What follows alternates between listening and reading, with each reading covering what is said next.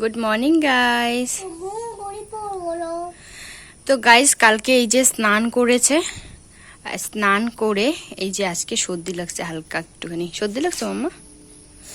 আর ও দাদা ভাই এসছে, এই যে পড়ালাম বই, ওই যে বইয়ের টেবিলে খেলছে, এই যে ব্যাগ ওইদিকে। এখন বিছানা পরিষ্কার করিনি, তো এখন বিছানা পরিষ্কার করব। আর এই যে ওর দাদা ভাই এসেছিল, ওর দাদা ভাই এই যে ওকে শাড়ি পরিয়ে দিয়ে গেল। শাড়ি পরার যে এত শখ কি বলবো, শাড়ি পরতে ভীষণ পছন্দ করে। ওর পাপাকে কালকে বলছিল, শোনো তোমার পাপা কি নিয়ে আসবে তোমার জন্য, বলো। লেহেঙ্গা।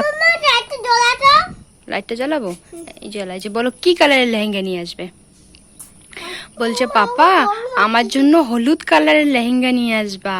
এইভাবে বলছিল, মাম্মার জন্য আনবা, আমার জন্য আনবা, আর দীপসা দিদি মানে আমার ননাসের মেয়ের কথা বলছিল। তো যাই হোক চলো বন্ধুরা, মামা মেয়ে এখানে খেলছে। এখন আমি বিছানাগুলো বলছি, বিছানাটা পরিষ্কার করে নিয়ে নিই। কি করবা? ঠিক আছে, তাহলে একটু খোলো, গরম লাগছে তো। এখন মোবাইল দেখবে। তো চলো দেখি কতটুকু শেয়ার করতে পারি। So hello everyone, good morning, welcome back to our new blog. কেমন আছো তোমরা সবাই? আশা করছি তোমার সবাই খুব ভালো আছো, আমিও ভালো আছি। নতুন একটা ব্লগে তোমাদেরকে অনেক অনেক স্বাগত, অনেক অনেক ভালোবাসা। আজকের ব্লগটা শুরু করছি বড়োদেরকে প্রণাম জানিয়ে, ছোটোদেরকে অনেকটা ভালোবাসা জানিয়ে। সকালবেলা উঠে আগে মাম্মামকে পড়িয়ে নিয়েছি। তারপরে মাম্মাম বলছে ও খেলার টেবিল বলছে, পড়ার টেবিলে খেলবে, মানে ওর পড়ার টেবিলে খাওয়া, পড়ার টেবিলে খেলা, ওখানে খেলবে, তারপরে হচ্ছে বসে থাকবে, শুয়ে থাকবে।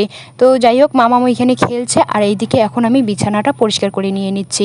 তো যখন পড়াচ্ছিলাম, তারপরে পড়া শেষে তো দাদাভাই এসেছিলো, ওর আর গামছাটা পেয়েছে, বলছে দাদাভাই আমাকে তুমি শাড়ি পরিয়ে দাও।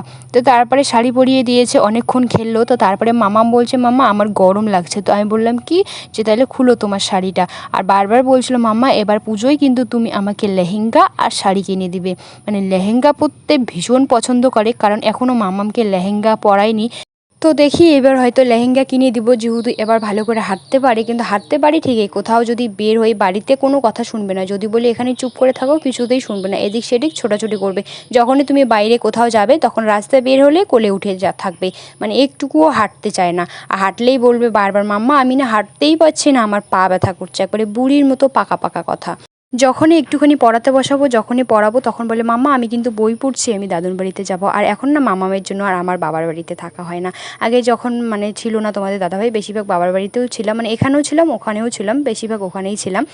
আর এখন মামামের পড়ার জন্য তোমাদের দাদাভাই বারবার বলে যে এখন তোমার মানে বাড়িতে যাওয়া বন্ধ মামামের জন্য, কারণ মামাম ওখানে গেলে একটুকুও পড়তে চায় না, এই কান্নাকাটি শুরু করবে। তখন মা বলবে যে বাড়িতে নিয়ে গিয়ে পড়াবি, বাস ওইটুকু কথা যদি আবার শুনে তাহলে তার পড়তেই যাবে না। তো তার জন্য আর ওখানে গিয়ে বেশি একটা এখন থাকা হয় না। তো দেখো বন্ধুরা, ওইদিকে বিছানাটা পরিষ্কার করলাম, তারপরে ঘরটাও ঝাড় দিয়ে বের করে বাসনপত্রগুলো মেজে এনে এই যে বারান্দার মধ্যেই রেখে দিয়ে দিলাম। তো তারপরে এই যে আম নিয়ে এসেছিলাম, তো দুটো আম আছে। তো মামাম বলছে একটা আম খাবে আর একটা আম কালকে খাবে। তো আমি বললাম কি দুটোই কেটে দেবো? বলছে কি না কালকে কি খাবো। তো তার জন্য এই যে মামামকে দেখো এদিকে আমি আমটা কেটে দিয়ে দিলাম, আর এখানে এই যে মামাম টুলটা দিয়ে দিয়েছি, টুলটার মধ্যে এখন বসে বসে খেয়ে নিয়ে নিচ্ছে।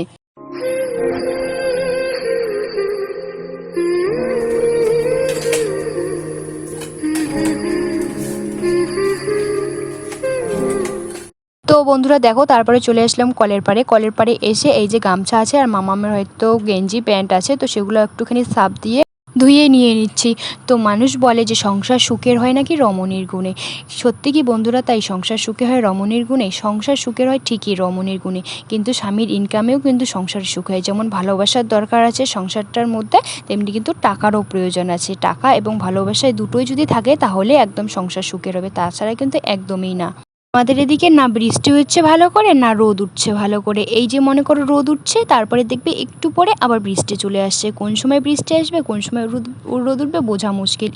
প্রত্যেকটা দিন অল্প অল্প করে কাপড় কাচতে হয়, কারণ এদিকে বৃষ্টি চলে আসলে বারান্দার টারের মধ্যে জায়গা হয় না। গুড ইভিনিং বন্ধুরা। তো তারপরে খাওয়া দাওয়া করে মামা ওইদিকে ঘুমিয়ে গেছে। তো আমি ভাবছি কি না এইদিকে এখন আমি উঠানটা ঝাড় দিয়ে নিই। আর দেখো এইদিকে এখন রোদ উঠে গিয়েছে। এই যদি সকালবেলা রোদটা উঠে তাহলে কিন্তু অনেকটা কাজ এগিয়ে যায়। সকালবেলা প্রত্যেকটা দিন মানে বৃষ্টির জন্য বসে থাকতে হয়, কখন বৃষ্টি সারবে আর কখন বাইরের কাজগুলো সারতে পারবো। তো দেখো এখন আমি ঝাড় দিয়ে নিচ্ছি। তারপরে উঠানটা ঝাড় দিয়ে বাইরেটা ঝাড় দিয়ে নেবো, কারণ মামাম ঘুমিয়েছে দিকে তাড়াতাড়ি করে ঝাড়টা দেওয়ার চেষ্টা করছে, কারণ মামাম না কালকে স্নান করেছে, একটু সর্দি লেগেছে, আজকে না মানে ভেজাল করছে, কান্নাকাটি করছে, বায়না করছে অনেকটাই। তো তার জন্য এই যে মামাম ঘুমিয়েছে দেখে তার জন্য এইদিকে কাজগুলো সারার চেষ্টা করছি।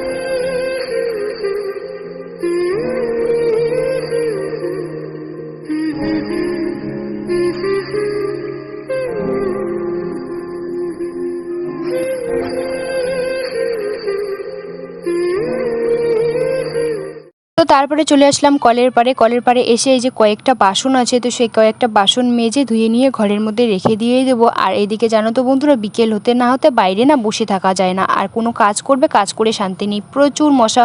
আর চারিদিকে না বৃষ্টিতে ভিজে গিয়েছে, আর মশা যদি তুমি বসে বা কোনো কিছু একটু বসে থাকো বা বসে কাজ করো, মশাগুলো এসে গায়ের মধ্যে পড়বে, আর যখন কামড় দেয় না পরে এত পরিমাণে চুলকায় আর কি বলবো। তেমনি গরম তেমনি হচ্ছে কিন্তু বৃষ্টি, আর তার সঙ্গে হচ্ছে লাইন, কি বলবো, দিনে যে কতবার যায় আর কতবার আসে, রাত্রিবেলাও একটু যদি সন্ধ্যার দিকে তো বৃষ্টি হওয়া শুরু হলো তো ওর লাইন যাওয়া মানে শেষ। আর আমাদের না কলের পাড়ে মানে সবসময় একটা না একটা আবর্জনা থেকেই যাবে। এই যে একটু আগেই কিন্তু ঝাড় দিয়ে নিয়েছি, এই যে চাটগুয়া গাছের এখন ফল পড়ছে, কয়েকদিন আগে পাতা পড়বে ঝপ ঝরে পাকড়ির গাছে, তারপরে পাকড়ির গাছের ফল পড়বে, মানে এরকম করে কলের পাড়টা একবারে ভর্তি হয়ে থাকে, আর দেখতে না খুবই খারাপ লাগে।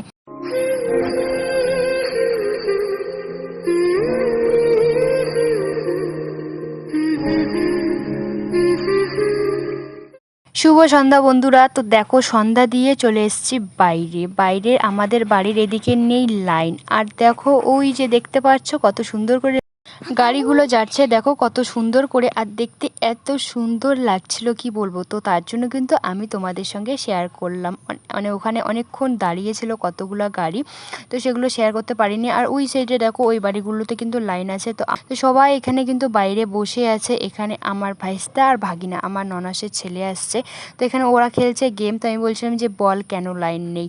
তো যাই হোক বন্ধুরা, ভিডিওটা এই পর্যন্ত। এই ভিডিওটা যদি ভালো লাগে সাবস্ক্রাইব করে দিও। তো টাটা বাই, আগামীকাল নতুন একটা ব্লগের সঙ্গে দেখা হচ্ছে।